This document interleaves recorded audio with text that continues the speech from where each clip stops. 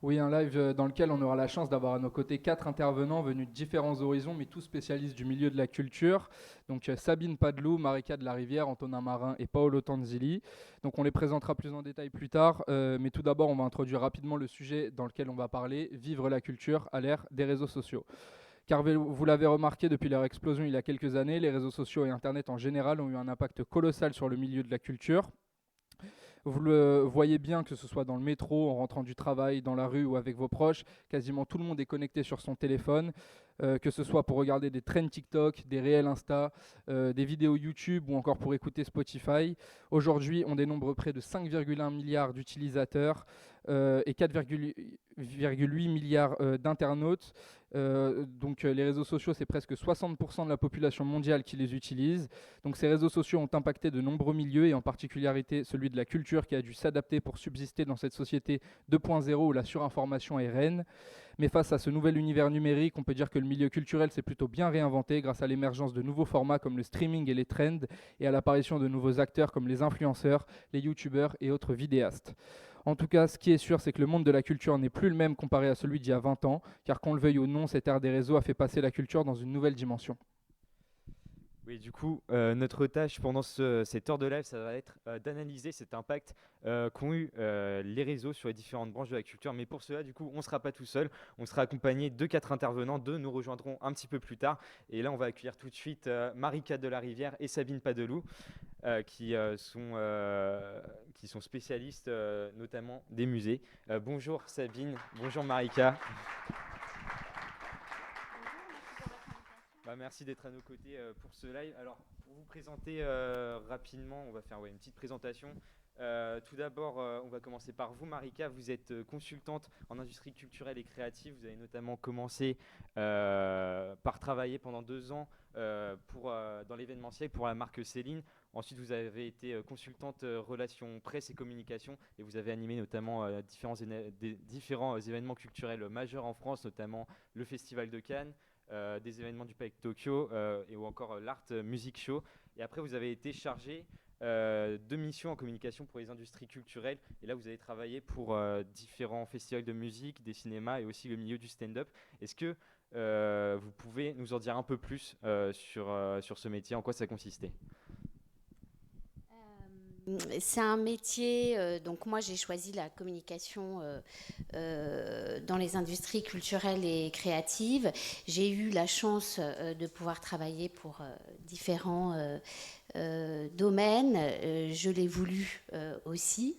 C'est un métier qui a pas mal évolué, donc ça fait 20 ans que je suis dans ce secteur, notamment avec l'arrivée des réseaux sociaux, de la digitalisation, et c'est ce qu'on va développer aujourd'hui. Et vous travaillez toujours dans le milieu de la culture en ce moment. Vous êtes plus chargé en communication, mais depuis février 2023, vous êtes médiatrice culturelle à la mairie du 5e de Paris, où vous avez notamment fait la programmation du musée numérique, qui est un dispositif microfolie du ministère de la Culture.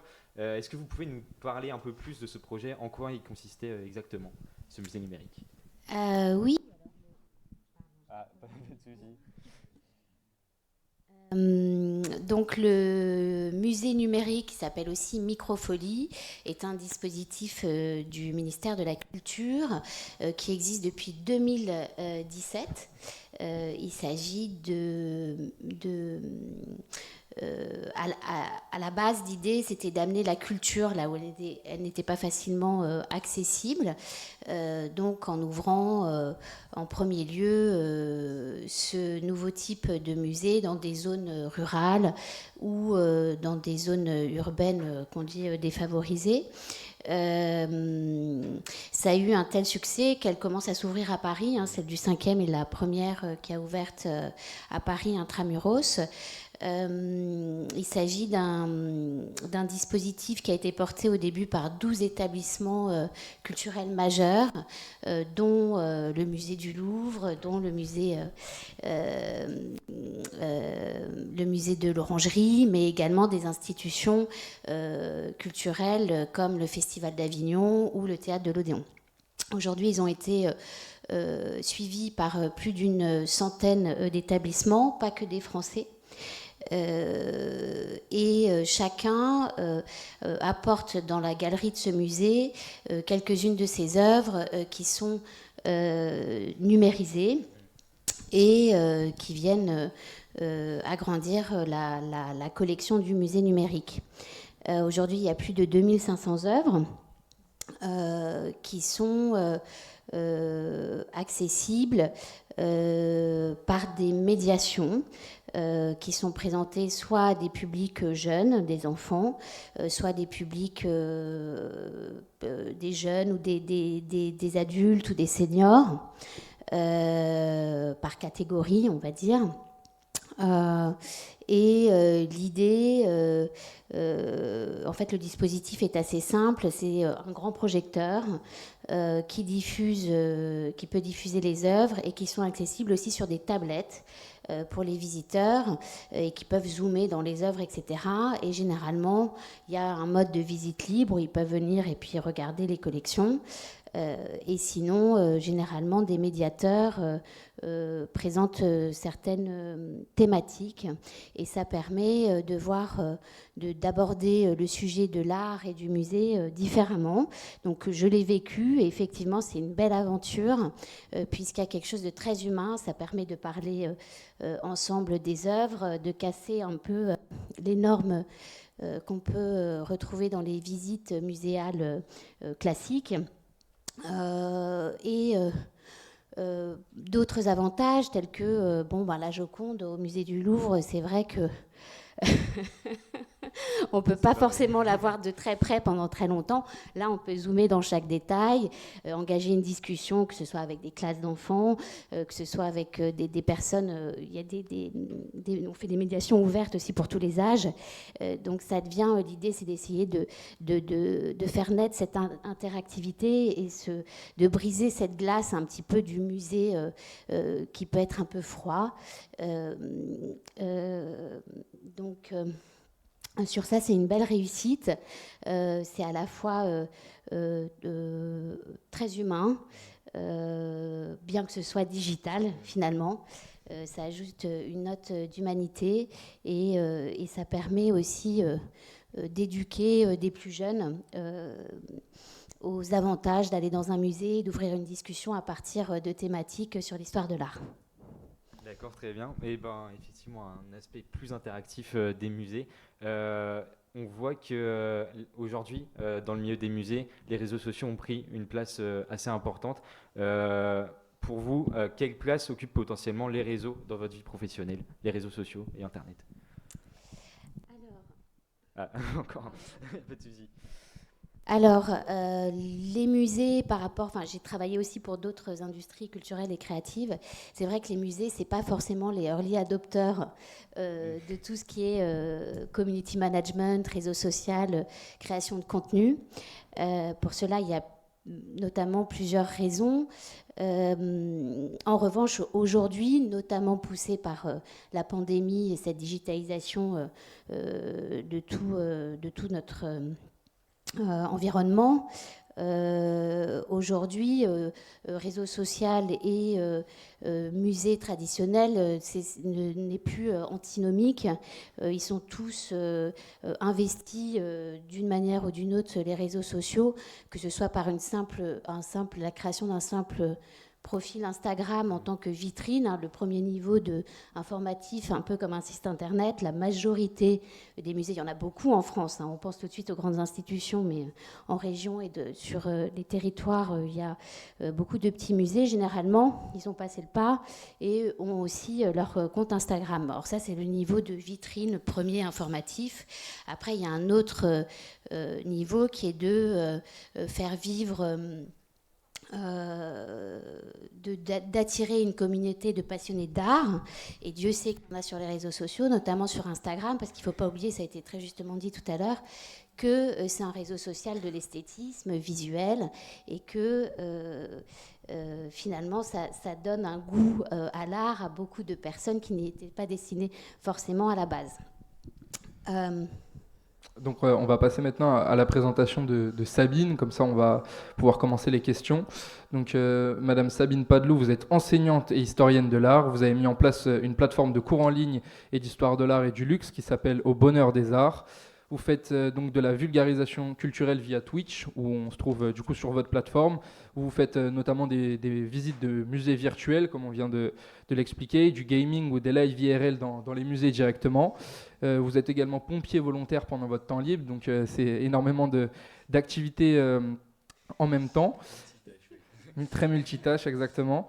Donc moi j'avais une question pour vous, c'était que du coup on remarque l'arrivée de nouveaux musées, des pop-up store muséums qui promulguent une nouvelle manière d'apprécier les musées. Certains sont centrés sur l'image et le public s'y intéresse car il y a la possibilité de se montrer. Pensez-vous qu'ils peuvent remplacer les musées où des œuvres d'art sont exposées justement ? Non, et puis globalement, je crois que ce sera dans toute la journée, ce sera ce mot d'ordre qui est de dire que ce qui existe depuis la création des musées, ce sera toujours ces repères classiques dont on a besoin pour éduquer, et il y aura à côté des pratiques qui évoluent, ça c'est hyper logique, qui sont plutôt dans le cadre de l'expérientiel en fait.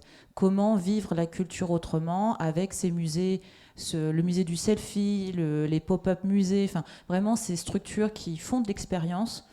Mais à côté, on aura toujours aussi besoin de lieux où on se rencontre, de lieux où on voit les œuvres, même si effectivement on peut les découvrir autrement, comme le disait Marika. Enfin, il y a cet aspect aussi. Le numérique va nous aider aussi à voir mieux les œuvres. Donc, ce seront des univers qui vont évoluer conjointement. Je ne vois pas les musées disparaître, tout par rapport au droit, c'est pas possible. Mais en plus, dans les pratiques, l'un appelle l'autre en permanence. On a envie de vivre les deux. D'accord. Et moi, j'ai une question aussi par rapport à ça. Aujourd'hui, justement, on voit que pour nous, notre génération, pas mal de personnes vont visiter des musées ou vont dans des expositions, histoire de dire je suis allé à tel musée ou j'ai visité telle exposition, mais où justement on n'a pas vraiment cet intérêt réel pour le musée, ou en tout cas ce qui se passe à l'intérieur, mais plutôt pour le prestige que ça peut nous apporter au niveau social, de dire qu'on a été dans tel ou tel endroit. Et justement, vous, est-ce que vous pensez que pour cette nouvelle génération, comment on peut continuer à s'intéresser réellement à ces musées comme pouvaient le faire justement à l'époque certaines personnes qui étaient à mon avis beaucoup plus passionnées de culture que notre génération l'est, car on a de ce fait un peu moins grandi avec de par les réseaux sociaux. Et justement, comment vous pensez qu'on peut se réintéresser vraiment à l'essence de la culture ? Après, là, ce que vous dites par rapport à la notion de mondanité, finalement, sur les réseaux sociaux, faut pas imaginer que ça arrivait avec Internet.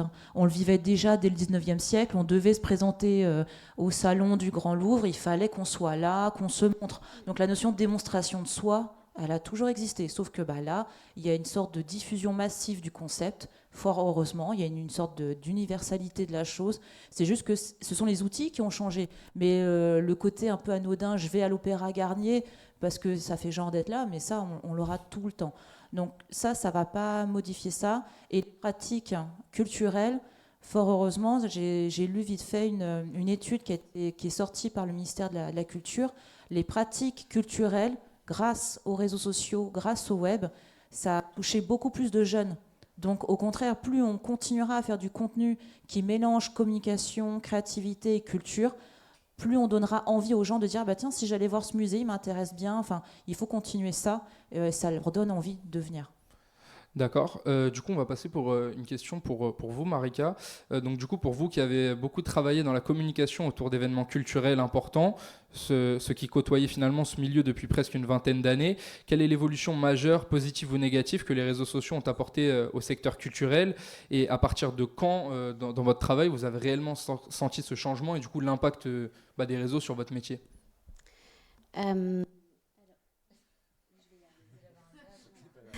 Donc, effectivement, les réseaux sociaux et la digitalisation de manière générale ont engendré une mutation du secteur, de chaque industrie culturelle et créative, à des niveaux différents. Alors, le premier niveau, il est structurel, par exemple dans les industries du cinéma, de la musique avec l'arrivée du streaming qui ont changé en fait les modes de diffusion.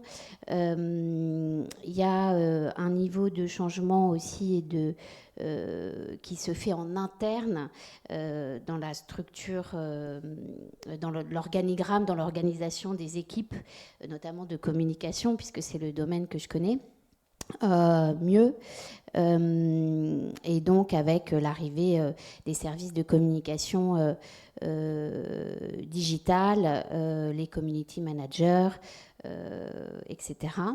Et puis le troisième changement, c'est l'arrivée des nouveaux intermédiaires culturels que sont les influenceurs. Et donc on est passé de métiers notamment où les relations presse étaient très importantes en interne. Finalement, à un moment, c'est les stagiaires des relations presse qui ont commencé à faire les community managers. Il y a vraiment eu une période comme ça, donc je vous raconte pas le nombre de burn-out et voilà. Et puis après, ça a été instauré et c'est rentré dans les budgets. La valeur, d'ailleurs, est partie. Les valeurs publicitaires sont parties des relations presse ou des médias classiques. Voilà. Donc ça, c'est toute une structure en interne aussi avec des agences, des nouveaux métiers qui se sont créés. Je dirais que le curseur, pour dire quand c'est arrivé, les réseaux sociaux, bon, ils ont été... et cette notion d'intermédiaire culturel aussi, elle arrive avec les blogueurs, au début, avec la blogosphère. C'était dans les années 2000, oui, Twitter et la blogosphère. C'est à partir du début, en fait, des années 2000 que tout ça a commencé à se mettre en place.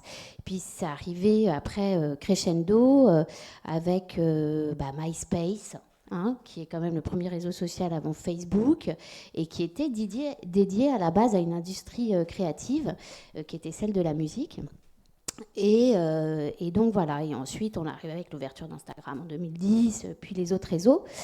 Pour moi, le curseur, je le mettrais du vrai changement, c'est quand le grand public s'est emparé de ces réseaux et est devenu lui-même quelque part un intermédiaire culturel, un créateur de contenu. Et ça, il y a plusieurs notions. Il y a la technologie qui l'a permis. Sur MySpace, c'était beaucoup plus compliqué. C'était les créatifs qui étaient dessus. Alors, au début, la musique, après la mode, mais... Voilà.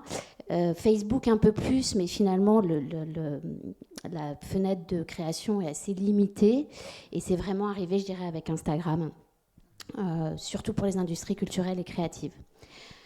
Au niveau des avantages et des inconvénients, je dirais que un avantage dans les industries culturelles et créatives serait cette notion de dénicheur de talent. C'est-à-dire que tout le monde aujourd'hui peut s'exposer et se mettre en avant.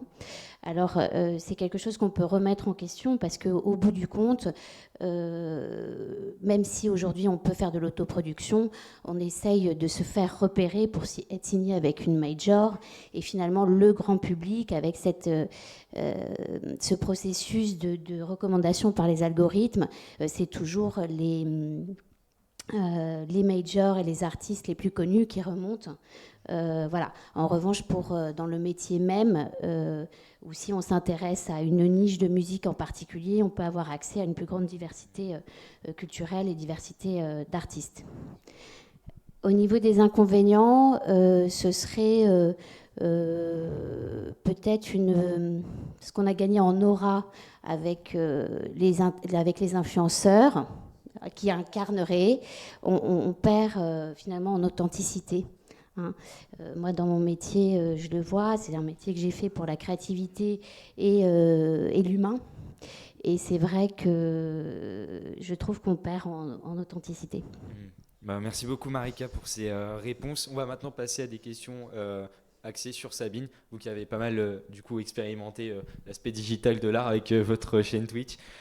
Du coup, on remarque qu'aujourd'hui les réseaux sociaux, ils voient l'arrivée de nouveaux créateurs de contenu, dont vous du coup, qui sont investis dans la vulgarisation de l'art. Est-ce que vous pensez que ce format aujourd'hui va fonctionner pour les plus jeunes qui se désintéressent potentiellement de l'expérience muséale?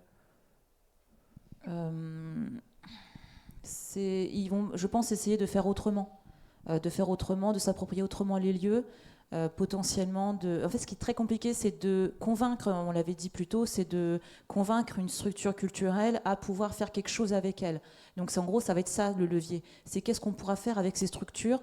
Est-ce qu'on pourra de plus en plus aller dans les musées pour faire des lives ou autre, parce qu'il y a une problématique de transmission, de prise de vue qui est très compliquée aujourd'hui, je trouve un petit peu, qui est un peu, je dirais pas arriérée, mais quand même on sent qu'il y a une problématique de droit d'auteur, il y a des problématiques de droit de diffusion qui ne sont pas en accord avec l'avenir de la culture pour tous et toutes et par tous et toutes. Donc tant qu'il y a ça, ce chemin à faire, mais en tout cas, pour moi, c'est comment on s'approprie les lieux et comment on crée grâce à ça. Donc en gros, ça dépendra de qui acceptera que l'on crée grâce à eux. Sinon, ils trouveront autrement, via le métaverse, via les expositions virtuelles, enfin, ils trouveront autrement. D'accord, merci beaucoup. Et donc maintenant, une question peut-être un peu plus axée sur votre chaîne Twitch et votre travail sur Twitch. Donc oui, vous avez du coup une formation en histoire de l'art. Vous avez choisi du coup le parti pris de la vulgarisation sur Twitch. Comment est-ce que vous travaillez cette vulgarisation sans pour autant dégrader potentiellement le message initial d'une œuvre? Parce qu'en fait, la vulgarisation est autre chose que, par exemple, donner cours. La vulgarisation, c'est une autre action que l'enseignement. Donc la vulgarisation, pour moi, c'est vraiment susciter la curiosité la curiosité du public. Et j'apprends des choses avec le public. Donc l'idée, c'est que ce soit vraiment des allers-retours en permanence, d'animer une conversation où, je reprends ce que disait Marika, le principe de l'humain. C'est ça aussi dont on a besoin à l'heure actuelle. Et sans cet aspect humain, il n'y a pas de vulgarisation possible, il n'y a pas cet aspect de médiation. Donc c'est à travers ça que j'utilise mes réseaux sociaux. C'est vraiment essayer de recréer ce lien, de leur donner le goût de l'art, de la culture, et de se dire, tiens, je passe à côté d'un musée, je vais aller voir vite fait parce que c'est pas si sacré que ça, je peux y aller, je peux me permettre, j'y connais pas grand chose mais c'est pas grave. Peut-être que dans un coin ils ont retenu, ouais, Sabine elle a dit c'est pas grave. Au moins je veux leur donner les clés pour dire j'ai le droit d'entrer dans un musée sans paraître pour quelqu'un qui n'y connaît rien. On s'en fiche en fait, juste il faut y aller. Et ça, il faut casser ce plafond de verre qui a été pendant trop longtemps une plaie dans notre société. Oui, vous avez l'expérience d'aller au musée du coup. Merci Sabine pour vos réponses. On va tout de suite passer à la partie arsénique. On vous retrouve juste après du coup pour la partie nouvelle forme de culture. Marika, vous restez avec nous pour la partie arsénique du coup. Et on va accueillir de nouveaux intervenants, Paolo Tanzili et Antonin Marin pour cette partie-là.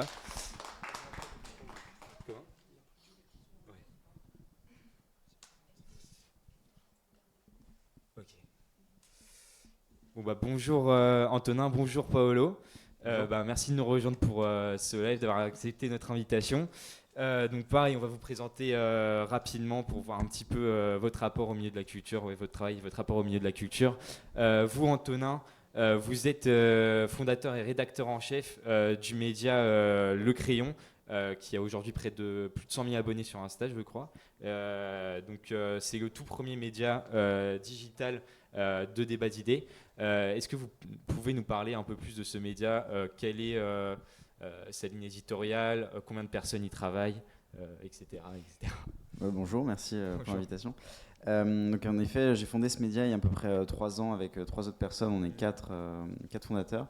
Aujourd'hui, on est une équipe d'une quinzaine de personnes. Le Crayon, le but, c'est de réunir la société, donc réunir des personnes de profils assez différents pour qu'on puisse discuter, échanger et qu'on puisse avoir des débats qu'on n'a pas forcément ailleurs, nous on ne retrouvait pas en tout cas à la télévision quand on était plus jeune. Et c'est nourri des débats qu'on avait quand on regardait la télévision, quand on était justement plus jeune, quand on regardait On n'est pas couché, Ce soir ou jamais, des émissions un peu qui ont été animées, très animées, et ces émissions qu'on ne retrouvait pas. Et donc on s'est dit, on va les proposer, on va les faire sur YouTube avec les gens qu'on regarde. Et les gens qu'on regarde, donc c'est des créateurs de contenu qui ont des idées, qui ont des pensées, et qui du coup ne s'exprimaient pas dans des débats et dans des émissions. Et nous, on leur propose ce cadre-là. Donc c'est des débats, des interviews, des formats de table ronde où les gens peuvent discuter sur des sujets de société. Ça, c'est le Crayon. Puis on est un groupe média, donc on a une agence qui s'appelle Le Pinceau, qui est une agence d'intelligence économique et stratégie digitale où on accompagne des marques. Et on a une autre agence qui s'appelle Le Surligneur, qui est une agence de relations presse où on accompagne des entrepreneurs et voilà. Et donc on a levé des fonds l'été dernier et on a racheté un autre média qui s'appelle Les Pépites de France, Donc maintenant, on est un groupe média, du coup, avec le Crayon Média et les Pépites de France. Voilà pour la présentation générale. D'accord, merci beaucoup. Et du coup, on accueille également Paolo Tanzilli, qui est metteur en scène et auteur de théâtre. Donc, vous êtes cofondateur et coprésident de l'association Broadway ICP, donc qui est une association de comédie musicale. Donc, l'année dernière, vous avez présenté Grise, et cette année, du coup, vous nous présentez Mamma Mia en fin d'année. Donc, est-ce que vous pouvez nous parler un peu plus de votre du coup métier et justement du rôle dans cette association, de comment vous la voyez et de comment vous souhaitez la faire évoluer dans le futur? Déjà, bonjour, merci beaucoup pour l'invitation du coup. Par rapport à Broadway ICP, donc une de mes activités, c'est une asso que j'ai cofondée avec une amie à moi qui s'appelle Clara Moati et qu'on co-préside ensemble depuis maintenant 3 ans. En effet, comme vous l'avez dit, cette année on fait Mamma Mia, donc on réunit en fait dans notre université des étudiants autour du projet. Donc on a 25 personnes dans les membres pour tout ce qui est de la création, la com, la gestion de nos réseaux sociaux, nos partenariats, événements, etc. Et on a une vingtaine d'adhérents donc, qui sont nos comédiens dans la troupe. Donc on se réunit toutes les semaines pour répéter et à la fin de l'année, donc vers le mois d'avril, fin d'année scolaire évidemment, on fait plusieurs représentations au sein de notre fac. Donc ça c'est un élément et à côté j'écris donc des pièces de théâtre notamment pour une compagnie qui s'appelle Alinea Art Company, voilà, qui est tenue par ma mère et dans laquelle joue ma sœur aussi, on coécrit ensemble également. Et à côté de ça, dans le milieu événementiel, je suis aussi dans tout ce qui est gestion d'équipes de techniciens pour monter par exemple les lumières, le son, les scènes pour des festivals ou des spectacles ou des représentations diverses et variées.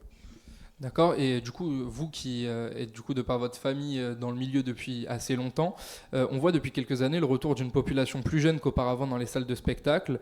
Pensez-vous que les réseaux sociaux et certains médias web comme Regard en coulisses, ou alors je pense notamment aux médias Biéréduc, qui est un site web qui est le premier à avoir justement permis à ces salles de théâtre de se remplir via Internet.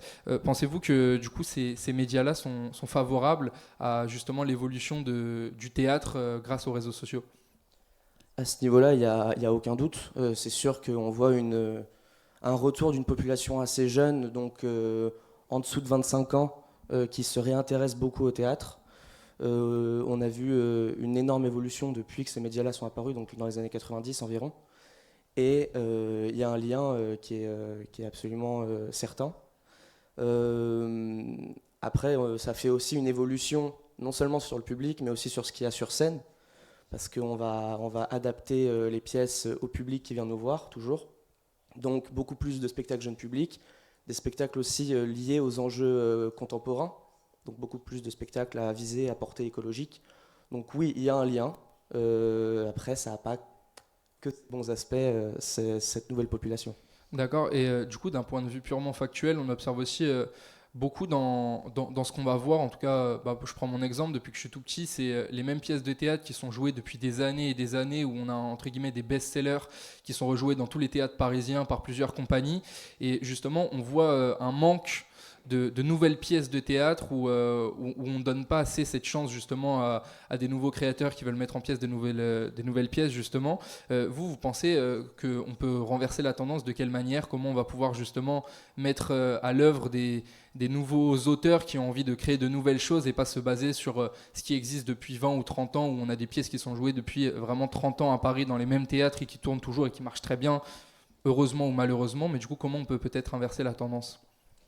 Vous avez totalement raison, c'est un gros enjeu du théâtre moderne. Par exemple, des Roméo et Juliette, des Cyrano de Bergerac, qui ont 10 mises en scène différentes dans la même ville tous les ans. Le problème, il est institutionnel et structurel à ce niveau-là. Le gros souci, c'est que les grosses productions, elles doivent fonctionner, elles doivent attirer du monde. Et aujourd'hui, pour attirer du monde avec cette nouvelle facette de la population dans les théâtres, il faut faire des trucs connus. Parce que les jeunes, ils n'ont pas forcément envie d'entendre un Roméo et Juliette classique, des pièces de théâtre plus anciennes, avec un vocabulaire particulier qui les attire peut-être moins, des trucs en plus qu'ils ont vus en cours des centaines de fois. Donc aujourd'hui, on reprend des pièces pour donner des repères au public, tout en le modernisant, tout en y apportant de l'humour. Parfois, ça peut être mal fait. Donc on perd en effet ce que vous avez dit, cette nouvelle création. Et pour inverser la tendance, il faudrait un changement global de la gestion des budgets de la répartition de ce dernier dans le milieu théâtral pour que des plus petites productions aient peut-être le moyen de porter leur création. Aujourd'hui, je pense très sincèrement, moi je suis en écrivant des pièces, je sais très bien que je ne vais jamais écrire un classique comme Cyrano de Bergerac, non pas pour une notion de qualité, mais pour une notion qu'il y a tellement de théâtre aujourd'hui, tellement de pièces, tellement de compagnies, tellement de comédiens, tellement de techniciens, que c'est difficile de créer quelque chose qui va s'inscrire dans le temps et qui sera joué encore dans 2 siècles. Dans 2 siècles, pour moi, il y aura encore toujours plus de Roméo et Juliette qui sera joué que de nouvelles pièces qu'on pourra écrire à notre époque. C'est dommageable. Je pense qu'on ne peut pas faire un changement au niveau de la population qui viendra dans les théâtres parce que c'est compréhensible qu'ils aient besoin de repères pour aller dans les salles. Maintenant, il faut voir en effet pour ce qui est de répartir les fonds. Voilà. Et justement, en parlant de fonds, est-ce que c'est peut-être aussi un manque de moyens, dans le sens où pour créer une pièce, on sait que ça demande du coup énormément de personnes qui sont souvent dans l'ombre et qu'on ne voit pas, comme vous par exemple Antonin pour votre média, où du coup on voit la face émerger de l'iceberg, où vous êtes tout seul devant votre caméra ou à 3 ou 4, mais on sait que ça représente une post-production qui représente des enjeux financiers énormes. Et est-ce que justement dans cette partie culturelle, on a aussi besoin d'avoir des actions politiques qui soutiennent justement ces nouveaux créateurs, qui soutiennent ces nouvelles pièces de théâtre qui arrivent et qui veulent essayer de se développer. Du coup, est-ce que vous, par exemple, vous arrivez à vous faire financer en partie, et est-ce que justement il existe des potentiels programmes avec les mairies ou avec les régions qui peuvent justement financer ces nouvelles pièces? Bien sûr, nous après, Broadway ICP, on est une association universitaire, donc on va beaucoup dépendre des fonds que l'université va vouloir investir sur nous. On fait des demandes, on fait aussi des demandes au Crous, des demandes à la région parisienne. Ça, c'est des choses pour la région parisienne, la ville de Paris, etc. C'est des choses que peuvent faire des compagnies. Il y a aussi des fonds qui sont mis quand il y a un certain nombre de personnes sur scène, le fonds PEF notamment, quand il y a, il me semble, à partir de 3 personnes sur scène, il y a un fonds supplémentaire qui est donné pour appuyer les compagnies, que aussi tout le monde puisse avoir son statut d'intermittent. Voilà. Merci Paolo. Donc là, on va passer à une autre industrie qui a dû également s'adapter avec son temps. C'est celle du cinéma, avec notamment Hollywood, qui a beaucoup changé en quelques années sa manière de promouvoir notamment les films. Et donc aujourd'hui, pour faire la promotion de leurs films, de nombreuses entreprises de production comme Columbia, Universal, et vont passer par les réseaux sociaux en postant plusieurs mois des news exclusives, des secrets de tournage, des sondages à propos des films concernés. Et on a également vu une explosion aussi de la sortie de trailers juste avant la promotion, pour faire la promotion de films, quasiment encore plus qu'avant, des trailers qui sont disponibles souvent sur YouTube, comme ça les internautes ont un accès plus rapide à cette information, alors qu'avant on pouvait voir les bandes annonces quasi uniquement au cinéma en fait. Donc maintenant on a maintenant une surinformation dans cette industrie, notamment sur les réseaux. Donc on a vu pardon, excusez-moi. Oui, Marika, vous avez travaillé pour cette, vous avez du coup expérimenté cette industrie. Vous avez travaillé pour cette industrie avec des événements comme le Festival de Cannes et d'autres événements culturels. Est-ce que, donc depuis la pandémie de Covid, on assiste à une baisse de fréquentation, notamment des salles de cinéma, qui est due notamment à la hausse des prix de la place et surtout à la concurrence aussi accrue des plateformes de streaming? Est-ce que vous pensez que ces plateformes aujourd'hui, elles peuvent apporter un renouveau à cette industrie, ou est-ce qu'elles vont la faire courir à sa perte potentiellement? Alors,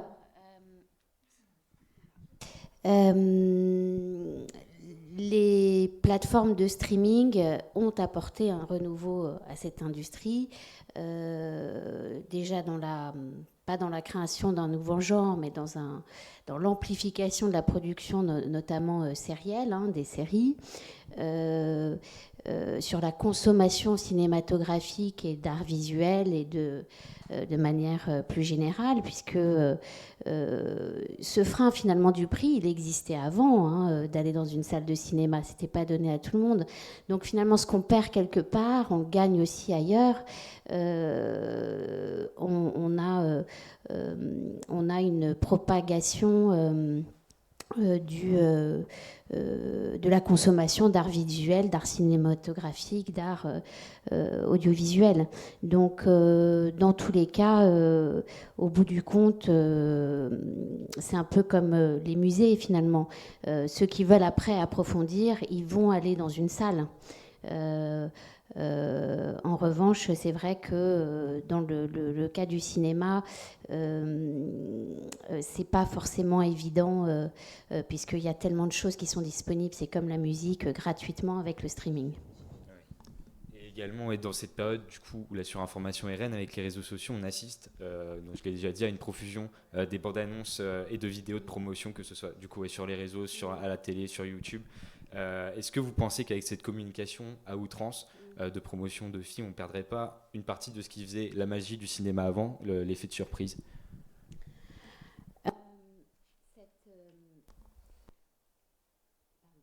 Cette idée de promotion, comme vous dites, elle a toujours existé. Avant, l'idée d'engager des stars, de prendre des stars dans son casting pour être sûr que le film fonctionne, il a toujours existé, il existera toujours. C'est la fameuse loi du Nobody's Know, cette loi qui vient d'Hollywood, cette maxime, et qui s'adapte aussi à beaucoup d'autres industries culturelles et créatives.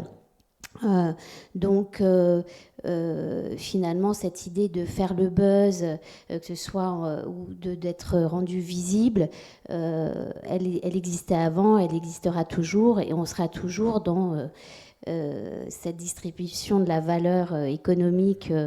C'est la loi de Pareto, c'est 20%, 10% des films qui vont remporter 80-90% de la valeur économique générée par l'industrie. Donc ça, c'est quelque chose qui va toujours, on a vu qui perdure toujours. Oui, et pour revenir un petit peu à la relation entre le cinéma et les réseaux sociaux, pour revenir sur un fait d'actu, on a appris récemment qu'il y a eu un film, Barbenheimer, qui est en préparation, donc qui sera un mix entre le... Est-ce que c'est une fake news ? Non, ça a été officialisé.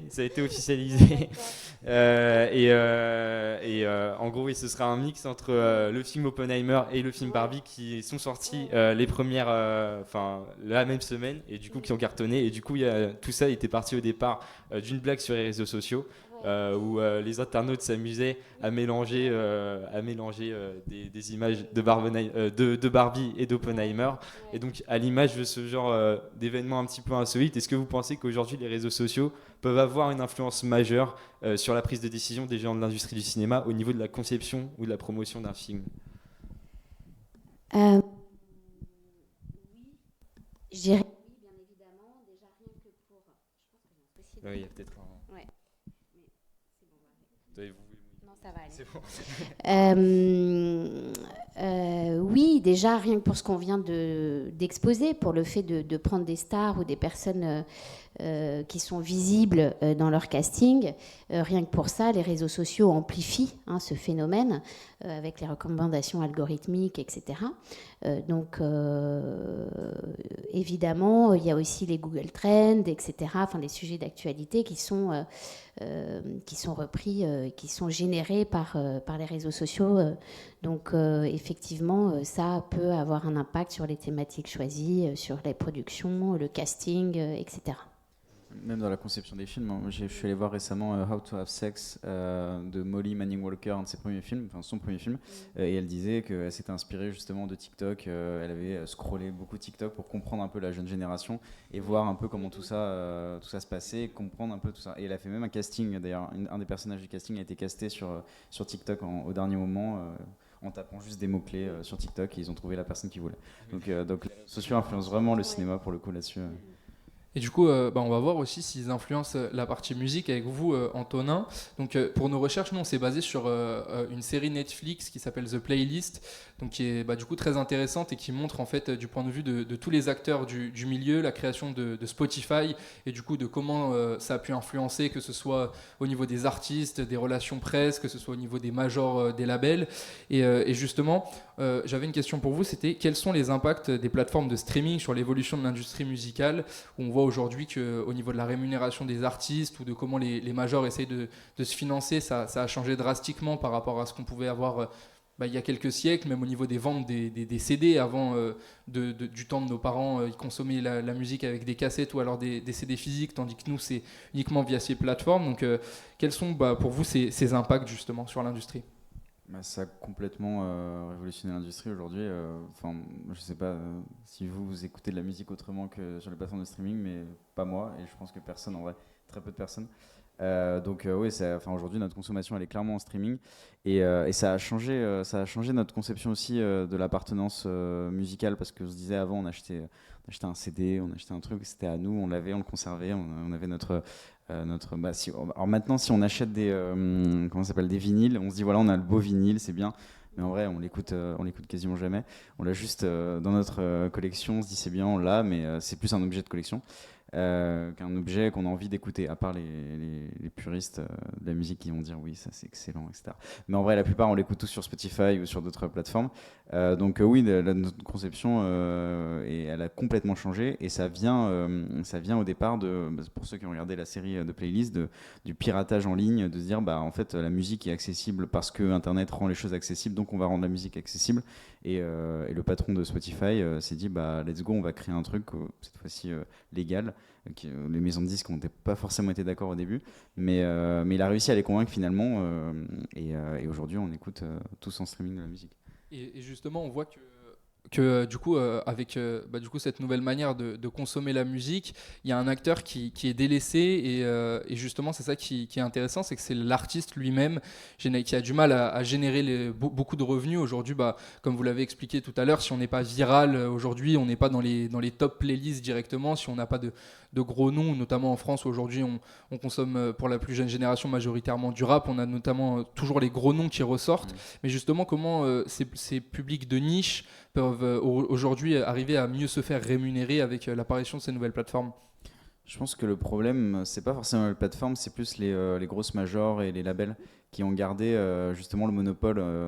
Ils ont réussi à faire en sorte de garder un monopole. Et je pense qu'ils veulent mettre aussi la faute. Voilà, je me fais le défenseur des plateformes, mais j'ai des intérêts ni pour les plateformes ni pour les labels. C'est vraiment une analyse très, très lointaine.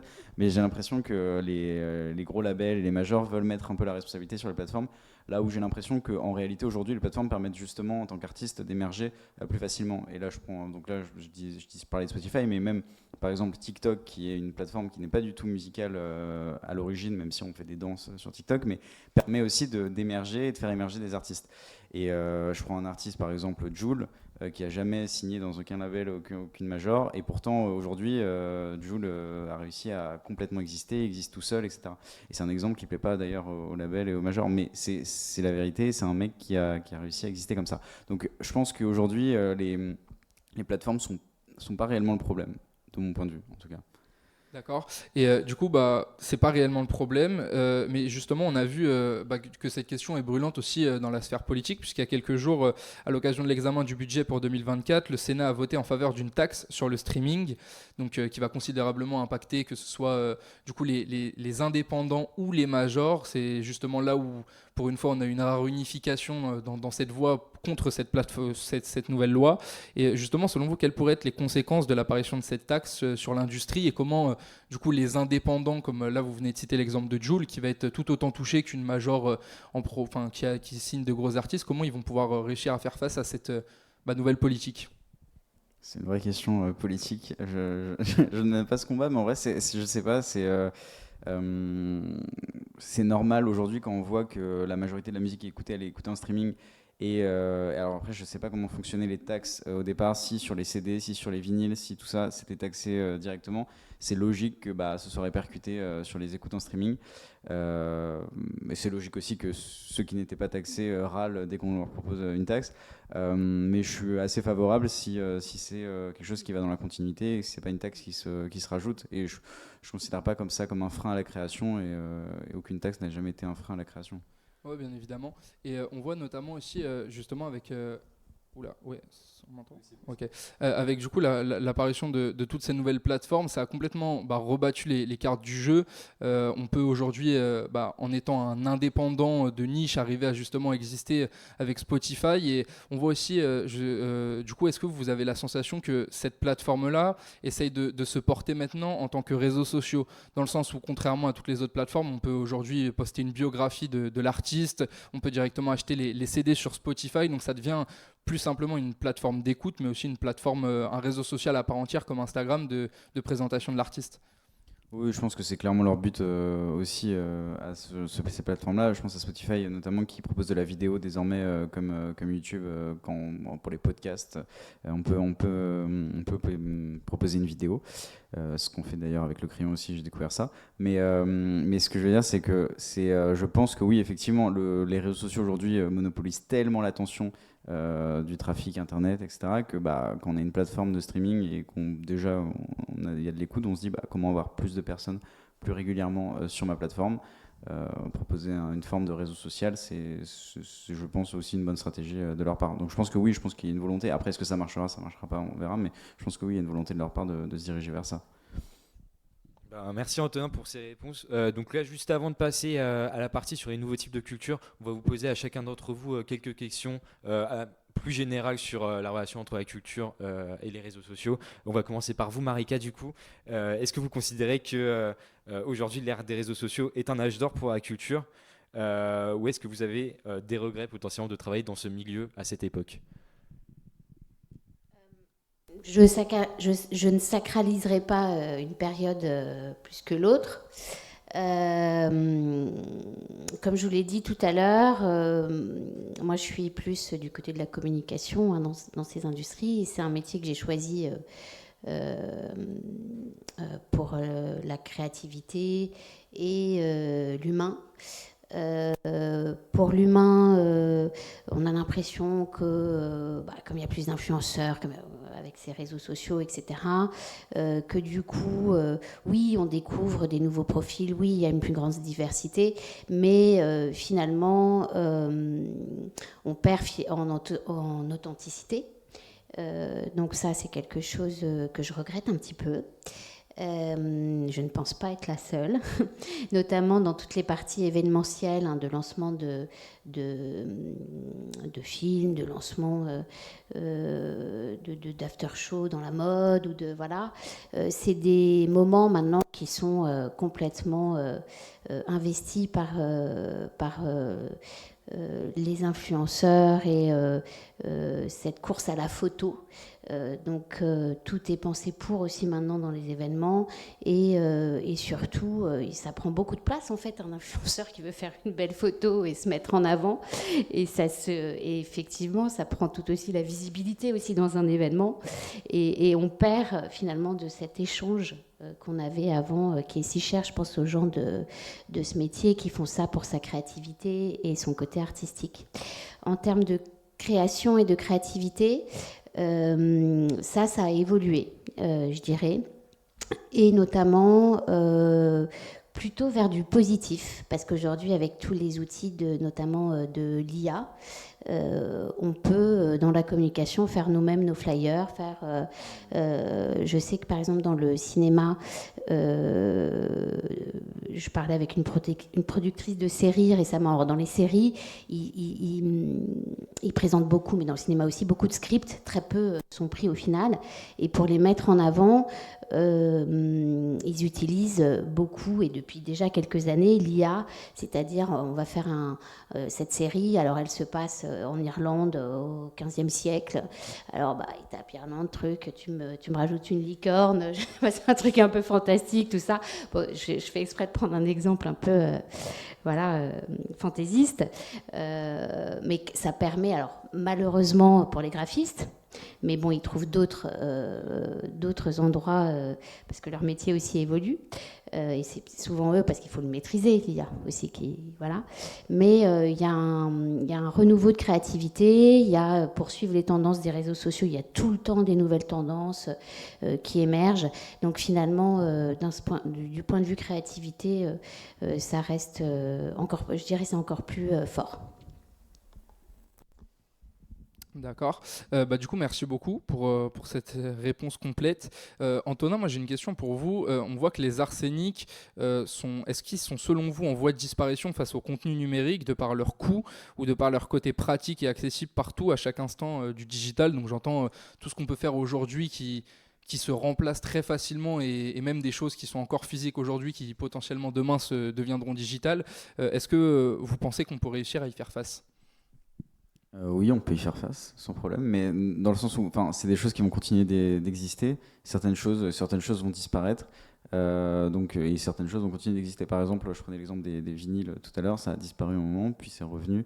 On a des choses qui continuent d'être là, mais qui sont moins utilisées, moins usitées. Je pense que de toute manière, notre monde va être de plus en plus digital et tout ce qu'on possède va être digital. Je prends un exemple, moi aujourd'hui quasiment je me déplace qu'avec mon téléphone, mon portefeuille reste chez moi, toutes mes cartes sont sur Apple Pay, je paye avec mon téléphone et tout est digital sur mon téléphone. Et donc ça c'est un exemple, mais il y a plein de choses comme ça qui sont digitalisées. Et je pense que ça va être de plus en plus le cas, et ça va être de plus en plus le cas. Après, bon, ça pose la question de ça appartient à qui, quelle plateforme on a la possession, etc. On n'est plus vraiment détenteur de notre art ou pas. Enfin, il y a toutes ces questions de propriété qui se posent. Mais je pense que de manière assez inéluctable, on arrive vers un monde beaucoup plus digitalisé.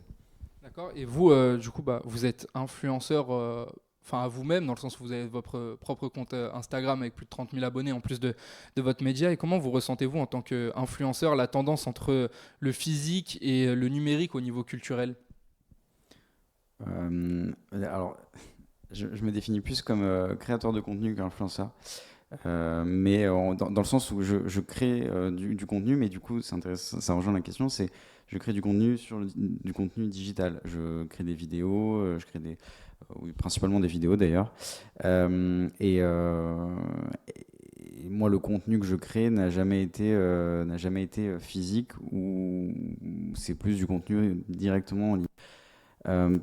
En revanche, je pense à un de mes associés qui s'appelle Jules, qui a un compte Instagram qui s'appelle Jules comme César. Lui, il fait des recommandations de livres, et lui lit beaucoup, donc c'est un créateur de contenu littéraire. Et donc lui, il recommande des livres. Et donc lui, il s'approprie un objet physique qui existe, donc qui est le livre, et va en parler pour que les gens puissent l'acheter. À un moment donné, il y avait eu l'essor des liseuses. Est-ce qu'on va lire un bouquin sur une liseuse? En fait, c'est terrible de lire sur une liseuse. Et du coup, les gens préfèrent finalement acheter des livres. Et par exemple, le livre, c'est un exemple d'objet physique qui va continuer, je pense, d'exister. Peut-être, pareil, devenir un objet de collection dans certains cas. Mais typiquement, Jules, lui, utilise des objets physiques pour créer son contenu. Moi, il se trouve que ce que j'analyse et ce dont je parle, c'est des vidéos, des musiques ou autres, et donc c'est des objets plus immatériels.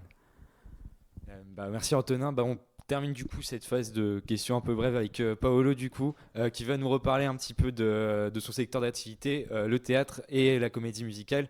Est-ce que dans ce secteur, aujourd'hui, les réseaux ont une place prépondérante, et aujourd'hui, est-ce qu'on peut faire de l'art sans avoir recours aux réseaux sociaux? Alors, on peut faire de l'art. De toute façon, on pourra toujours faire de l'art du moment qu'on a une feuille, un stylo. Après, pour qu'il fonctionne, pour qu'il y ait du monde qui vienne dans les salles, qui écoute, etc. Aujourd'hui, on a besoin des réseaux. C'est plus comme à l'époque où on pouvait mettre dans un journal une annonce, etc., distribuer des flyers dans la rue. Distribuer des flyers, c'est bien pour le Festival d'Avignon, ça fonctionne très bien. Mais encore une fois, par exemple, le Festival d'Avignon, qui est le plus grand festival français de théâtre, qui se déroule tous les ans au mois de juillet, et là aussi, il s'est réinventé avec les réseaux sociaux, avec le site internet du Festival du Off, du Festival du In, sur lesquels les compagnies vont faire leur publicité. Donc aujourd'hui, oui, on peut faire de l'art sans les réseaux sociaux. Pour qu'il fonctionne, on a besoin. Moi, avec Broadway ICP, on utilise énormément Instagram. Il y a de plus en plus d'associations artistiques qui se développent aussi sur TikTok, vous en avez parlé. Des extraits, des petits vlogs de tournée, tout pour construire une identité numérique autour d'un projet, pour attirer un type de population qui s'informe par ce biais numérique. Donc, on est obligé de l'utiliser, ça va être de plus en plus le cas, comme vous l'avez dit, voilà, ça va pas cesser de se développer. Et donc, il faut aujourd'hui prendre ça en compte et s'entourer de personnes capables de gérer le monde médiatique des réseaux. Si je peux rajouter quelque chose Oui, là-dessus. bien sûr. J'ai discuté hier avec un écrivain qui s'appelle Victor Dumuot, qui a publié son premier roman qui s'appelle Acide. Il m'expliquait que pour la communication de ça, je vous donne juste cet exemple, il avait créé un compte Tinder avec le livre en disant tu peux me rencontrer à tel endroit, etc.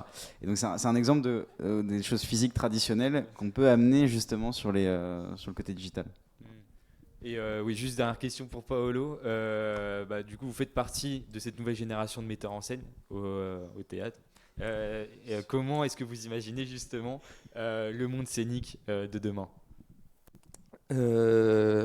Alors, il va pas cesser d'évoluer, encore une fois. Je pense qu'on va de plus en plus, malheureusement pour les auteurs de théâtre, malheureusement pour moi et autres, on va pas cesser de développer des œuvres déjà existantes. Donc, et il va y avoir une population de plus en plus jeune. J'espère qu'il va continuer de s'intéresser au théâtre. La génération de demain, j'espère qu'elle prendra la suite de l'actuelle pour notamment la comédie musicale qui se développe de plus en plus, qui se démocratise en France. J'espère que ça va continuer comme ça pour la beauté de l'art. Maintenant, je pense, et je suis même presque certain, qu'on se dirige vers un monde très uniforme dans le théâtre. Les petites productions, les œuvres originales, les nouvelles créations, même s'il y en a des magnifiques qui, il y a 2 siècles, auraient pu devenir des chefs-d'œuvre, qu'on jouerait encore aujourd'hui. Je pense que si on continue sur cette voie-là, on s'approche de la fin des auteurs de théâtre. Merci beaucoup à vous trois pour ces réponses. On va tout de suite passer à la dernière partie sur les nouveaux types de culture. Du coup, Antonin, vous restez avec nous. Paolo et Marika, on vous retrouve tout à l'heure pour la partie échange avec le chat pour les questions plus générales. On retrouve tout de suite du coup Sabine avec Antonin pour parler de ces nouveaux types de culture. Donc du coup, dans cette partie, on va explorer l'intersection entre la culture contemporaine, les nouveaux outils numériques et les défis associés à leur intégration dans les réseaux sociaux. Nous aborderons premièrement l'impact des NFT sur notre perception de la propriété numérique et de la valeur artistique, ainsi que leur influence sur la diversité des expressions artistiques et des créateurs dans des outils culturels tels que les plateformes de streaming et les applications de création de contenu. Donc ça va être une partie intéressante parce que les NFT, c'est quelque chose qui est apparu il y a quelques années et que même aujourd'hui, j'ai l'impression que peu de personnes connaissent véritablement les enjeux ou même ce que ça représente tout simplement en tant que tel. Et ensuite, on va discuter des nouveaux types de cultures qui peuvent apparaître. Donc j'ai une première question justement sur les NFT, c'est comment l'intégration des NFT dans les nouveaux outils culturels redéfinit-elle notre compréhension de la propriété numérique et de la valeur artistique ? Donc pour soit Antonin, soit Sabine, celui qui veut répondre répond. Déjà, c'est la compréhension de ce que sont les NFT. On sent qu'il y a beaucoup, donc il y a à la fois des aspects positifs et négatifs aux NFT. On sent qu'il y a une marchandisation de plus en plus poussée via ça, avec malheureusement des arnaques, on ne va pas dire les choses autrement. Mais à contrario, les NFT permettent de tracer efficacement certains contenus, certaines œuvres. Donc, il y a un côté extrêmement ambivalent. Donc, il y a vraiment une polarisation de ça, comme si finalement les NFT représentaient notre société à l'heure actuelle. Donc, c'est-à-dire qu'à la fois pour certains, c'est une chance d'avoir toujours de la traçabilité sur des œuvres via ces certificats numériques qui ne sont ni effaçables, ni modifiables. Enfin, en gros, on peut juste ajouter des données, on ne peut jamais les effacer. Parce que justement, on a vu aussi qu'il y a eu énormément de projets qui ont été lancés, notamment via des influenceurs, même des footballeurs, des rappeurs très connus où ils mettaient justement une photo de profil avec un NFT qu'ils avaient acheté. Donc ça, c'était notamment il y a 2 ou 3 ans où on voyait vraiment une émergence de tous ces nouveaux projets où ils vendaient un peu du rêve au grand public en expliquant que s'ils achetaient ça, ils pourraient avoir telle conséquence pour eux. Et on a vu il y a quelques mois justement un effondrement complet de la valeur de certains projets. Donc justement, c'est ce que vous expliquez, c'est le reflet un peu de notre société, c'est-à-dire qu'on va avoir des projets qui vont des fois marcher, d'autres fois qui vont être des grosses arnaques, et comment justement on peut continuer à garder ce côté culturel et d'essayer de garder ce côté positif dans les NFT, et comment on peut réussir à promouvoir la culture via justement ces nouveaux types-là.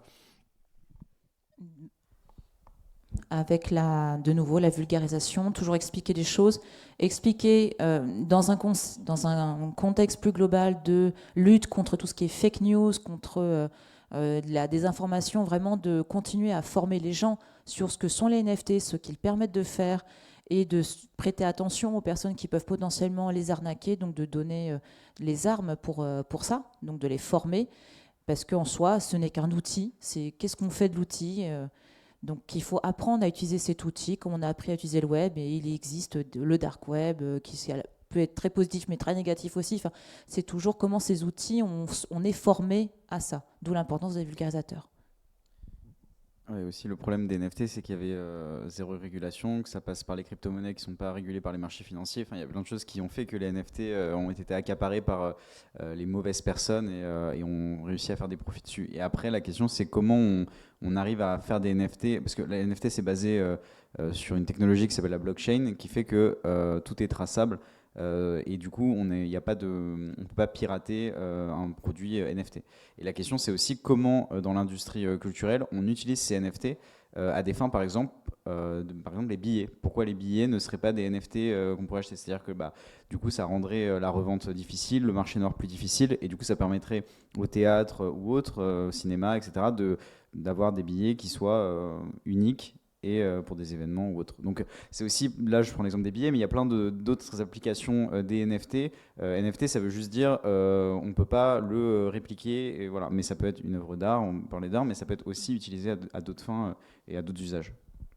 Ouais, justement, et c'est ça justement qu'on trouve aussi intéressant avec l'apparition de ces nouveaux types de cultures, c'est de voir ce parallèle entre des types de cultures qui vont apporter énormément et d'autres qui vont apporter énormément de questions et soulever énormément de problèmes. C'est le reflet aussi de notre société. Et justement, on va passer à cette partie-là. Comment, selon vous, la qualité culturelle sur les réseaux sociaux est influencée par la facilité de diffusion instantanée, et quels sont les défis particuliers rencontrés dans la préservation de la qualité artistique et intellectuelle dans cet environnement-là, où ça pose aussi cette question de propriété intellectuelle qui a été un peu enlevée par les NFT, où il y avait certaines œuvres qui ne rémunéraient pas correctement les vrais créateurs. Donc comment justement on peut arriver à tirer profit de tout ça?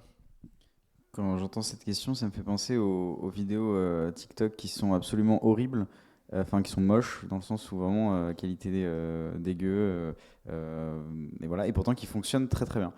Et qui même qui fonctionnent très bien, et notamment pour une raison précise, c'est que c'est des vidéos qui sont authentiques. Ça pourrait être n'importe qui a pris son téléphone comme ça, et on se dit ah oui, il est comme moi, il vit la même vie que moi, il a la même chose que moi, il a un téléphone aussi un peu dégueu, c'est normal. Bref, plein de choses qui font que les vidéos qui sont les contenus peu qualitatifs sont plus authentiques et donc fonctionnent aussi mieux sur certaines plateformes. Après, il ne faut pas confondre une œuvre quelconque et n'importe quel contenu qui est publié.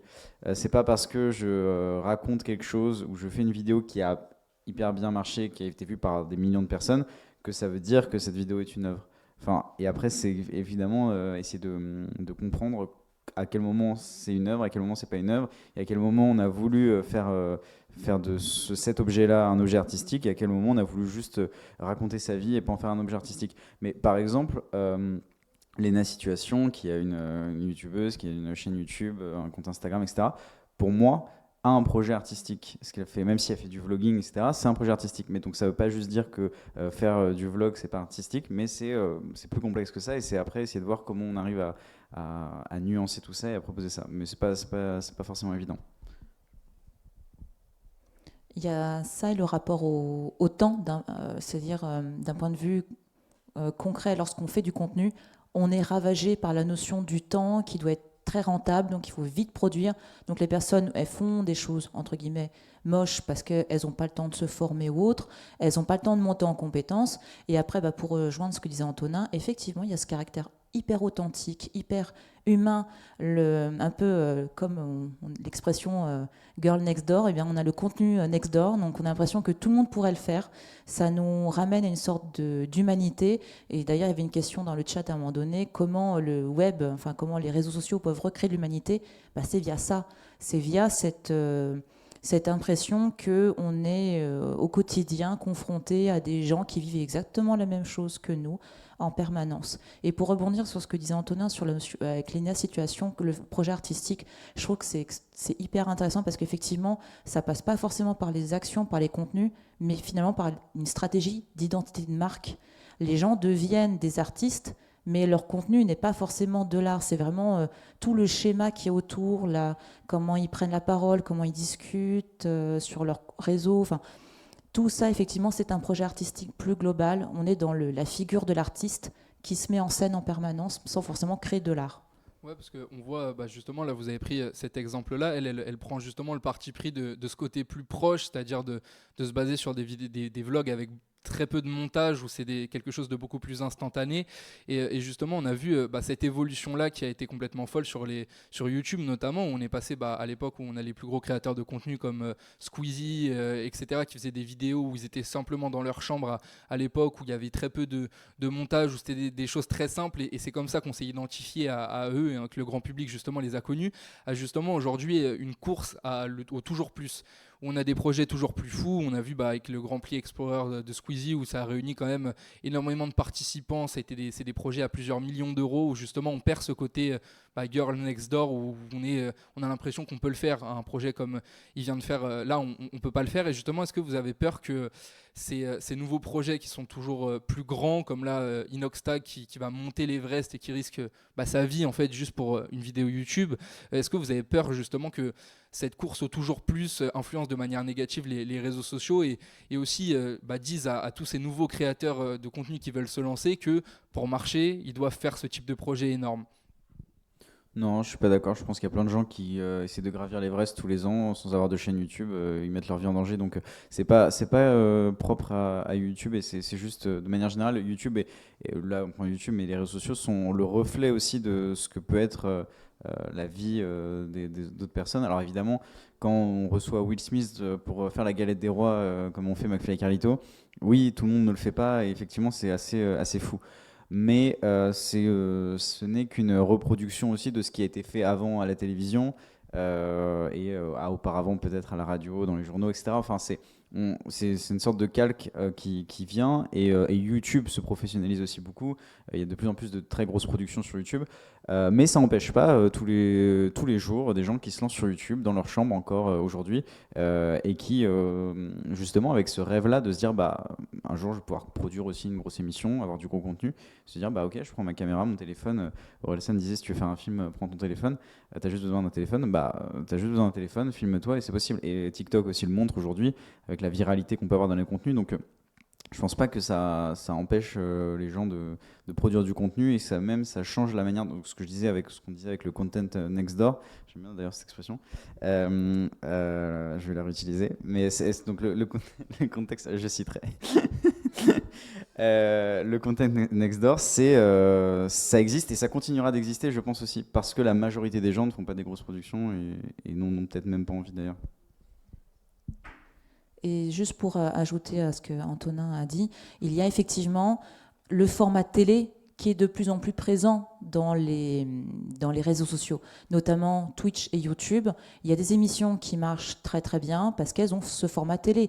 GP Explorer, c'est un format télé. Le match d'Amine, c'était un format télé. Enfin, en gros, la télé essaye, elle, de reconquérir ce public qu'elle n'a pas perdu, les jeunes, parce qu'ils regardent encore beaucoup la télé. C'est juste que la télé commence aussi à toucher ces supports, les réseaux sociaux au final. Et pour revenir sur gros projets, petits projets, il y a un phénomène qui existe depuis la nuit des temps, qui s'appelle le pharmacone. C'est-à-dire qu'on est à la fois sur l'antidote et le poison, donc c'est du grec ancien, pour dire qu'en gros, on a eu peur de l'invention de l'imprimerie, on s'est dit tiens, l'écriture manuelle va disparaître à cause de l'imprimerie. On a eu peur avec le web que le présentiel disparaisse. Non, enfin à la fois, ce sont des choses qui s'appellent, qui sont en permanence en train de se faire des allers-retours, donc ça ne disparaîtra pas du tout. Par contre, effectivement, professionnalisation, je suis complètement d'accord avec ça. En parlant de ça, on peut faire le parallèle. Là, vous utilisez votre téléphone, vous avez imprimé des feuilles et on est en live sur Twitch. Voilà. Donc ça, c'est quelque chose qui... Bon, merci en tout cas pour toutes ces réponses détaillées. Donc, je pense qu'on va directement passer à la partie questions du live Twitch. On va du coup inviter Marika et Paolo à nous rejoindre pour répondre à toutes ces questions. S'il y en a. Ok, du coup, on a une première question. Donc là, pour cette partie-là, celui qui veut répondre répond. C'est des questions plutôt générales. Du coup, on a une première question qui nous pose, du coup, c'est intéressant. Comment maintenir l'aspect relationnel avec le digital? Donc là, celui qui veut s'y coller, silence.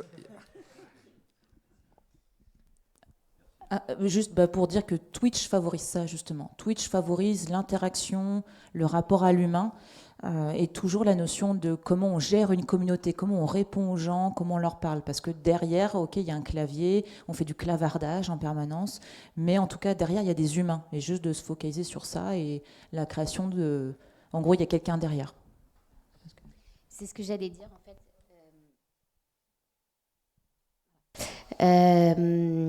Oui, le live. Donc Twitch, voilà, de continuer à faire des lives. Ça existe aussi sur LinkedIn pour les réseaux professionnels, voilà. C'est très important. Et également de continuer à faire des événements en présentiel, des rencontres, peut-être un peu plus les travailler pour qu'elles soient moins investies justement par cette toute puissance d'Instagram et que par les influenceurs qui veulent se prendre en photo, etc., mais que peut-être on aille plus profond dans les contenus en faisant des talk-shows, des conférences, voilà. Ok. Donc du coup, on a une deuxième question qui est plus axée sur le réseau social X, anciennement Twitter. Comment voyez-vous du coup l'évolution actuelle des réseaux sociaux, avec notamment une fuite des utilisateurs de X? Moi, je suis assez pessimiste sur à l'avenir de X. J'ai pas été un très gros utilisateur de la plateforme et aujourd'hui j'ai très peu envie d'y aller et je vois qu'il y a de moins en moins de personnes qui ont envie d'y aller. Donc on verra comment ça va évoluer et je pense que il y a plein de plateformes. Je pense en vrai TikTok est assez sous-estimé là-dessus, mais sur l'actualité, sur pas mal de choses récentes, notamment sur les lives. TikTok est assez en avance, donc je pense qu'il y a pas mal de gens qui étaient sur X qui vont aller sur TikTok. Et après, peut-être que X va se révolutionner, va changer complètement la manière de fonctionner qu'il a maintenant. Mais voilà, moi je suis assez pessimiste en vrai. D'accord. Donc là, on a une troisième question, qui est plus pour Paolo, je pense. Quelqu'un dans le chat qui dit: vous dites que les scènes de théâtre, comme par exemple Cyrano ou Mamma Mia, sont souvent reproduits, mais la vraie question n'est-elle pas que les producteurs ont du mal à se réinventer? Il traduit cette question en disant: est-ce que l'IA ne vous fait pas peur et est-ce qu'elle peut potentiellement à l'avenir vous remplacer? Vis-à-vis de ça, du fait des reprises par les producteurs, notamment grosses productions, des Mamma Mia, Cyrano et autres, le souci, c'est que ces personnes-là qui ont des moyens, ils aiment bien reprendre des œuvres qui nécessitent des moyens. Forcément, c'est plus simple de reprendre une pièce comme Mamma Mia, où on a déjà une direction artistique dans les décors qui est définie par ce qu'on connaît culturellement de cette œuvre, plutôt que d'inventer tout un univers autour d'un nouveau texte, sans savoir si ça va attirer du monde, parce qu'encore une fois, ils n'auront pas de repères. Donc forcément, quand on a des moyens, on aime bien dépenser. Ça s'attire. Et vis-à-vis de l'IA, je pense pas que le sujet de l'IA qui remplace l'auteur soit un vrai, en tout cas de mon point de vue, ça soit un vrai enjeu. Parce que je pense que les vrais amateurs d'art, ça se reconnaît un texte qui est écrit par un homme ou par un ordinateur. Il y a quelque chose dans le cœur, quand c'est écrit par un homme, on se reconnaît, ça nous touche, et il y a quelque chose qui nous lie. Je trouve que l'ordinateur, on perd, notamment dans des œuvres, si on veut faire du beau théâtre, de la belle comédie musicale, c'est compliqué de ramener cette beauté humaine via les IA. même si lyriquement, il peut y avoir de belles phrases. Je trouve que les auteurs, les vrais auteurs ont toujours cet avantage et cette avance. Merci beaucoup. Et on va terminer cette phase de questions avec une question plus axée sur un réseau social qui a totalement explosé ces dernières années, c'est TikTok. Est-ce que vous considérez est-ce que vous considérez la viralité de TikTok comme étant potentiellement un danger ou est-ce que c'est au contraire une source d'opportunité? Le seul danger que moi je verrais de TikTok, c'est à la limite, ce serait un cheval de Troie du gouvernement chinois. Mais sinon, en termes de contenu, je pense que TikTok permet de. Enfin, l'algorithme de TikTok a pas mal fait bouger les lignes, notamment chez Meta et chez Google, avec les algorithmes qui ont été changés aussi enfin, sur Shorts de YouTube et sur le Reels d'Instagram. Ce qui fait qu'aujourd'hui, on a des algorithmes qui étaient pas hyper bien optimisés sur ces plateformes-là et qui, grâce à TikTok, ont été beaucoup plus optimisés. TikTok, vous regardez TikTok pendant 15 minutes, vous avez, une fois que TikTok vous analyse, au bout de même pas, je dis 15 minutes, mais sans doute plus rapide, vous avez des vidéos qui vous intéressent quasiment tout le temps. Et ça, quelle que soit la personne que vous êtes. Mais ça, c'est assez fou. C'est-à-dire que si vous êtes passionné de géopolitique, vous avez des vidéos sur la géopolitique, mais hyper intéressantes sur TikTok. Si vous êtes passionné de musique, vous allez avoir plein de vidéos sur la musique. Et ce qui fait que ça peut être vu d'un point de vue dangereux, parce qu'on peut se dire, bah, du coup, on n'a qu'un aspect, on ne voit pas tout ce qui peut exister, mais d'un autre côté, on ne pourrait pas s'y retrouver sur tout le contenu. Mais TikTok, c'est pas que juste des gens qui dansent et qui disent des trucs débiles. TikTok, c'est aussi des gens intelligents qui racontent des choses intelligentes. Et donc, là, de ce point de vue, moi, je pense pas que TikTok soit un danger. Au contraire, ça permet même d'avoir une nouvelle culture qui peut exister là-dessus. Totalement d'accord, et pour ajouter un petit élément à ce niveau-là, à la limite, le seul danger, mais il faut le mettre entre gros guillemets parce que c'est pas vraiment une menace, c'est plus quelque chose qui peut déranger les créateurs, notamment je pense à des youtubeurs dont beaucoup de vidéos sont reprises par des comptes TikTok avec juste en dessous une petite vidéo satisfaisante et ça fait plusieurs vues et ça offre des bénéfices finalement et de la visibilité à des comptes où il n'y a pas vraiment de notion de création. Mais après, pour continuer sur les avantages de TikTok, il y a beaucoup d'artistes, ça avait déjà été évoqué précédemment, mais Satine, par exemple, de nom, une chanteuse qui s'est développée sur TikTok en faisant des petits sons adaptés à ce format et qui maintenant sort des sons aussi sur Spotify. Il y en a plein d'autres. Des émissions aussi sportives qui sont faites sur TikTok avec des formats courts. Donc voilà, beaucoup de gens. Et d'ailleurs, un commentateur désormais qui s'appelle Bruce Granek, qui a commencé sur TikTok, sur Twitch, et qui désormais fait des apparitions parfois à la télé, à l'équipe 21. Donc on a vraiment un essor du domaine culturel sur TikTok et cet aspect un peu télévisuel qui se rejoint, mais d'une autre manière, avec des formats plus courts. Donc moi, pour l'instant, je vois que des avantages à TikTok. En tout cas, ça peut permettre de développer cet art. Oui.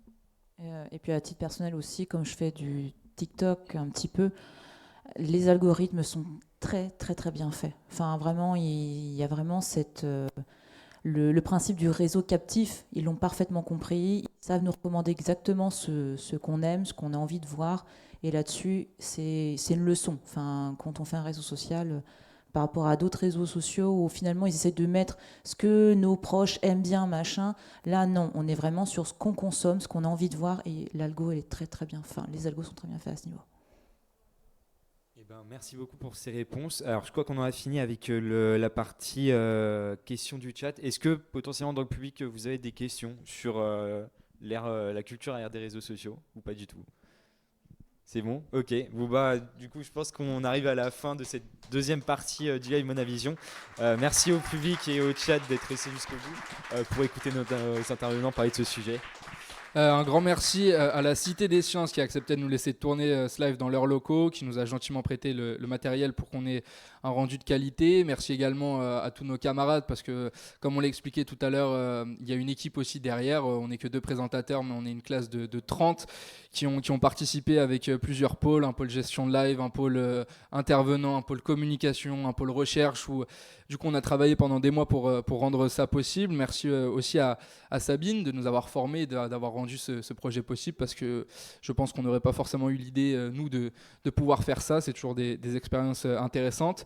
Un immense merci aussi à tous les intervenants qui nous ont fait confiance, qui ont accepté de venir aujourd'hui. On sait que c'est compliqué pour certains de faire confiance à des tout petits projets comme ça. Et comme on le disait tout à l'heure, il n'y a pas que les grosses productions qui peuvent arriver à faire des choses. Nous aussi, on peut, avec nos petits moyens, arriver à ramener des gens intéressants. Donc, n'hésitez pas aussi à soutenir leur travail. Antonin, vous pouvez jeter un coup d'œil sur le média Le Crayon, qui est présent sur YouTube, Instagram et TikTok, où on a des témoignages, des débats d'idées, des vidéos d'actualité toujours présentées de façon ludique, et sur sa chaîne personnelle où du coup il va parler aussi de toutes les créations de contenu et raconter un peu tout ce qui se passe au niveau de l'histoire des réseaux sociaux. Pour Paolo, il y a sa prochaine pièce qu'il a mis en scène avec l'association de la comédie musicale de l'Institut catholique de Paris, donc c'est Mamma Mia, et c'est en avril si je ne dis pas de bêtises. Et ensuite, pour Marika, on peut seulement vous dire d'aller au musée, au théâtre, au cinéma, au concert quand vous le pouvez, car elle représente tous les travailleurs de l'ombre dont les médias ne parlent pas forcément, mais qui font tout pour organiser des événements culturels mémorables. Et on marque une petite pause pour se ravitailler avant de laisser le micro à 2 autres groupes. Donc le premier passera, donc normalement c'était 14h30, c'est toujours maintenu, toujours à 14h30. Et traitera du thème influenceur vs spécialiste, la vulgarisation est-elle encore possible? Et le dernier groupe sera en direct à 16h et parlera de l'intelligence artificielle en tant qu'outil dans la culture et la création. Donc voilà, c'est tout pour nous. À tout à l'heure pour la suite du live. Donc au nom de Hector et moi et de toute notre TD4 de la licence information et communication, merci à vous d'avoir suivi tout ça. Bravo.